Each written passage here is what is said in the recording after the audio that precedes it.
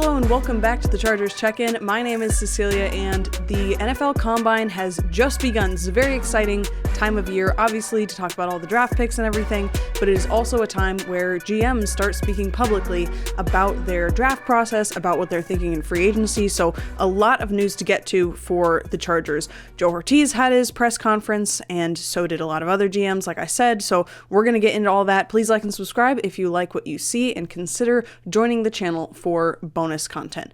Now, let's get into everything. So, the Ravens have reportedly offered Tyler Linderbaum a market-setting deal. Tyler Linderbaum is obviously the most desirable free agent center, makes a lot of sense, and the Ravens are pushing hard for him. Jesse Minter, the Ravens head coach, publicly called him the best center in the league. They clearly are doing everything that they can to retain him. They don't have the cap space that a lot of the teams, including the Chargers, do in terms of being able to compete for him. I do think while he will make more money if he hits the market, maybe he wants to stay in Baltimore. You know, his agent is known for making contract negotiations kind of drag out, which is, honestly, that's an effective strategy. It gets him a more thorough opportunity to figure out exactly what his value is. And from the Chargers' perspective, this is unfortunate, not just because it means he might not hit free agency, but also because there is always that, that possibility that he doesn't hit free agency, and so then the next player is that much more expensive. Connor McGovern then becomes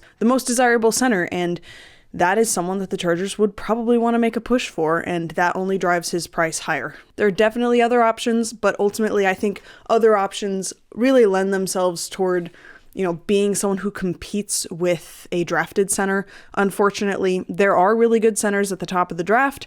I question how viable they are as day one starters beyond centers taken in the third or fourth round, unfortunately. So you're definitely going to want someone who can compete in that regard. But that's just the update on Tyler Linderbaum. Next, I want to talk about Joe Hortiz's presser, because he gave a lot of little nuggets about how the Chargers are approaching things, how they're approaching the free agents that they have, guys that they, maybe are considering cutting and everything like that. So I want to get into all of those details. Joe Hortiz was asked about Mekhi Becton, and he did not really comment on it. He refused to comment on if he will be on the team. It's pretty clear to me he's just going to be cut, which I think is the right decision. I appreciate that the Chargers never say anything negative about their players, but their refusal to say anything positive is a little telling in and of itself. And along similar lines, Bradley Bozeman is retiring, so the Chargers officially need a center on their roster.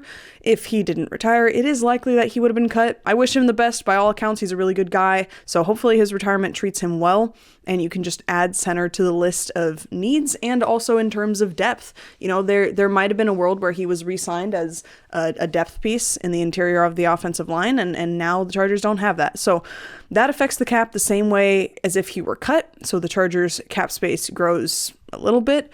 And the other comment that Joe Hortiz made in terms of guys that they would like to get back in free agency was about Keenan Allen. He seemingly loves Keenan Allen and wants him back at the right price, and I do think Keenan would come back for a very reasonable price. I don't think Keenan believes that he would go and be a very desirable free agent out there, but this is a bit surprising to me. We'll talk about that in a little bit, but I also want to mention that Joe Hortiz acknowledged that a new scheme on the offensive side means different personnel. It shakes up their draft board, and it changes how they view free agents, and that's a little bit surprising to me. There have been reports that Harbaugh and McDaniel want to combine their schemes. They want to draw from each other, and I never fully bought into that. To me, if I'm Harbaugh and I'm taking such a 180 pivot, it's because I see the Mike McDaniel scheme, the, Shanahan, McVay kind of schemes as the future, and I want to move my team fully in that direction, and I'm not sure Harbaugh cares more about the specifics of team identity in terms of how the team is built than he cares about winning. And I think the Chargers are going to be a tough physical team, regardless of the athletic profile of the players they get, even if they get smaller, faster players in every offensive position. Because Harbaugh just gets the most out of his players in terms of toughness, in terms of physicality, I don't think any of that takes away from Mike McDaniel's ability to get the most out of them schematically. I look at someone like Ladd McConkey, who he blocks as hard as he can. He plays really physical. He really does. And so, do you look at him and go, oh yeah, that's a big Harbaugh guy? And it's like, well, Not really, not in terms of, being able to physically overpower his opponent, but he is certainly willing to play physical. So I don't know that you need a schematic combination. I think Mike McDaniel, in terms of what he wants to learn from Harbaugh, it's probably more about, the intangible stuff and leadership and coaching. And maybe we'll see a few like jumbo packages or something like that Harbaugh brings. But I don't know. To me, it doesn't make sense to shape your offense in between two, not polar opposite schemes, but pretty close to opposite schemes. I think they need to lean in one direction, and I think they're going to lean in the Mike McDaniel direction. Hortiz also expressed interest in Zion Johnson coming back. Seems like he doesn't want him to hit free agency, but he is clearly only comfortable with a certain kind of deal. That makes a lot of sense. And he said that there's no hard cap as to how much you're willing to pay a player. They like Zion a lot. Harbaugh likes Zion a lot, and, Zion has that advantage of not really having been hurt. He was hurt a few times. He was on the injury report, but he never actually missed meaningful snaps, and that is huge. I think they're going to try to get him back. And Hortiz also would not address if they would pick up QJ's fifth-year option. Obviously, they have still have a lot of time for that, so there's plenty of time to push him on that later. Not too worried about that, but that is the gist of the presser. That is most of what you're going to get out of that. I want to talk about what this means, particularly about the offensive line. So, first of all, the Chargers are going to cut Becton. They never say anything negative, but they wouldn't say anything positive, and usually they can come up with something. So he's going to go. Bradley Boseman is also gone, and Zion Johnson could be expensive. The Aaron Banks deal definitely messed up the guard market a lot for someone who is a very below average guard. And then you look at someone like Zion and you're like, well, you don't want to pay him like a below average guard. He's not really, especially when it comes to his run blocking ability. But I don't think Zion is worth the Aaron Banks deal. I really don't. But at the same time, do you want to go into the draft with 3 offensive line positions to replace? Obviously not. You're going to have to sign some people, but that's a big turnaround in one offseason, So the Zion signing should be doable. And I think it's going to make life significantly easier heading into the draft. They're going to need to sign someone in free agency, even if they do re-sign Zion, either a guard or a center. And then they need to sign an interior depth piece as well. And not to mention swing tackle. There's so many needs on this offensive line. The idea of letting Zion go I just think that would set them back a lot. Drafting a center who can start from day one of their rookie year feels more doable to me than a guard. There are only so many guards that are scheme fits and day one starters. I think Joe Hortiz acknowledged that your scheme changes your athletic profile of the athletes that you want to draft. And a lot of guards are just coming in as too big, heavy of guys to really be as athletic as you need them to be. And there aren't 32 first round talents in the draft, obviously not. Trading back is the optimal strategy here, and if they stay and pick, the value just would be better at a position other than guard.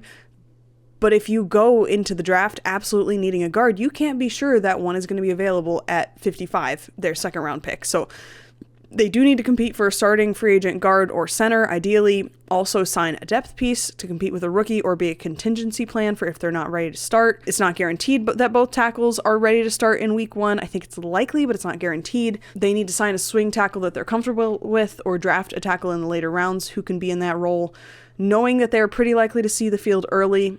You don't really want to draft some traits guy who maybe you can develop into something viable in the future. You need someone a little more refined, especially as a pass protector.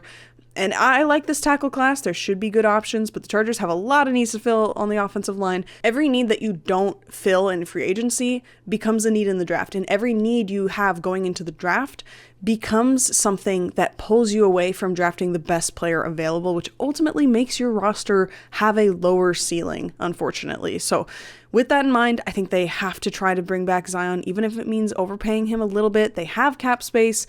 And he had a better year last year. He was the only source of stability on the line. Everyone else was either hurt or a liability. And, I think it is underrated that when Joe Alt went down and Zion was, he was playing next to a rotation of tackles, his play stayed relatively consistent. His play I'm not saying it was amazing, but it took a step up after the bye to the point where you go, yeah, that's a pretty good guard. And now you have a better offensive line coach, you have a better plan for the offensive line, and Zion is a great scheme fit for Mike McDaniel. He is so athletic, and you have Joe Alt and Rashawn Slater, who are such athletic players, and Zion. You already have one of the more athletic offensive lines in the league.